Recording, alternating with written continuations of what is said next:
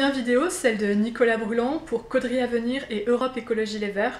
Il vous propose la définition du développement durable. Je vous laisse en sa compagnie. Bonjour, alors on m'a demandé de faire une petite vidéo, un visio assez court sur qu'est-ce qu'était le développement durable, de l'expliquer de la manière la plus simple et précise. J'ai pas trop l'habitude de ce genre de format, je vais essayer. Alors l'énergie, l'alimentation, le transport, c'est des choses qu'on utilise tous les jours sans se demander comment ça fonctionne essentiellement.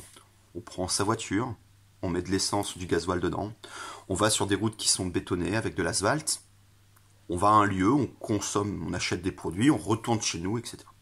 Sans s'en rendre compte, ça a un impact sur notre environnement. Déjà, pour faire des routes, il faut bétonner. Il faut prendre un espace naturel et le rendre accessible à la voiture. C'est quelque chose qu'après, on a beaucoup de mal à détruire ou à défaire. C'est là que le développement durable intervient. Pour essayer de contrôler, entre guillemets, cela et de ne pas faire n'importe quoi, surtout pour les générations futures. Alors pour la voiture, il y a une enquête des ménages qui montre que à peu près 60% de nos déplacements en véhicule sont faits pour des courts déplacements de moins de 3 km. Le développement durable, sans rien imposer, il va juste réfléchir à la pertinence de ces petits déplacements et de voir si on ne pourrait pas les faire autrement, tout en se simplifiant et se facilitant la vie. De là, il est axé sur trois bases, trois piliers. Le premier doit être économique, le deuxième social et le troisième écologique. Et je mets le troisième pilier, l'écologie, en dernier, de manière exprès, pour pas dire que c'est vraiment la chose la plus essentielle. Si c'est pas économique, si c'est pas social, ça a beau être écologique, ça n'aura aucune utilité. Par économique, on entend quoi? Utiliser la voiture, ça a un coût. Ça coûte de l'argent, de l'essence. Ça coûte aussi des structures, des ressources pour fabriquer la route, pour aménager un territoire où la voiture peut aller. Avec ma voiture, je vais pas aller dans un champ. Il faut que ça soit bétonné.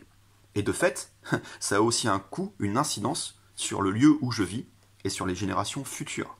Une fois que j'ai bétonné une zone, c'est très compliqué de la débétonner pour en faire autre chose.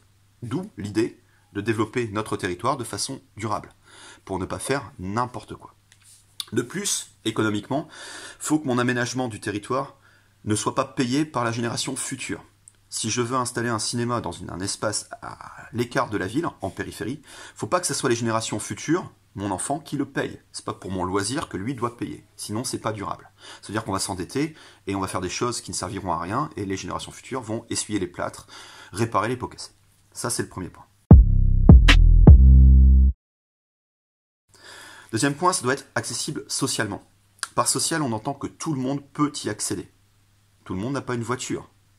Tout le monde ne peut pas se rendre en périphérie pour faire ses courses. Je ne vais pas aller dans une zone commerciale en périphérie, acheter, 3 packs d'eau et revenir si j'ai pas un véhicule. Donc ça sous-entend qu'il faut un véhicule et qu'on ne peut pas y accéder comme ça si facilement. De plus, un cinéma dans une zone périphérique, qui va être en privé, la place va être aux alentours de 7 €, voire 12 €. Alors qu'on a un cinéma municipal dans le cœur de ville où la place est à 4 €, 4,50 €. Tout le monde ne pourra pas y accéder. Toute une famille ne pourra pas payer ce prix pour assister à un film. C'est une forme de petite ségrégation sociale. Est-ce que ces aménagements-là sont durables? Si le social, si l'économique était là, il faudrait que ça soit écologique. Par écologique, on entend quoi? On entend qu'il faut préserver l'environnement. Alors c'est pas préserver l'environnement comme ça, pour le plaisir de garder des forêts, des plaines ou des zones agricoles. Non, ça n'aurait aucun sens. Il faut que ça serve à l'homme, à l'être humain. Il faut que ça serve aux générations futures. Je suis originaire de Ligny-en-Cambrésis, j'ai 43 ans. Depuis un moment, je vois qu'il y a des inondations à répétition sur Caudry, dans la ville. Chose qui n'existait pas quand j'étais enfant. J'ai pas ce souvenir, en fait, que ça a impacté autant mon environnement. C'est pareil, bétonner une zone agricole à l'extérieur de la ville, la question se pose, pourquoi?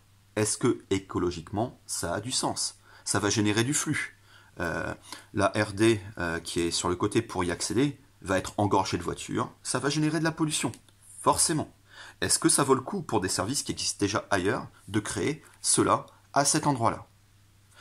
De plus, le cinéma, on pourrait se demander pourquoi le mettre là. Il y a une friche qui se trouve à l'ancienne Aldi à Caudry, qui pourrait très bien accueillir ce cinéma. On pourrait recycler cette, entre guillemets, verrue dans notre territoire urbain et mettre un cinéma dans un autre espace. Pourquoi on veut bétonner un endroit alors qu'en fait le béton est déjà posé ailleurs? Voilà. Là, écologiquement, on peut se poser la question. Donc en fait, vous voyez, le développement durable, c'est des interrogations qui sont vraiment au cœur de nos sociétés et de nos vies, et de la projection de la vie pour nos enfants. Donc si je résume, il y a 3 points. Il faut que ça soit économiquement viable, socialement viable et écologiquement viable. De là, à titre personnel, je me pose beaucoup de questions sur le fait que l'aménagement de cette zone en périphérie soit durable, ou, selon mon sens, ne le soit pas du tout. Et comme en fait on est dans cette politique actuellement, de développer les choses de manière durable, je ne vois pas l'intérêt de l'inscrire au plus et d'accepter cette modification du territoire à l'échelle de Caudry.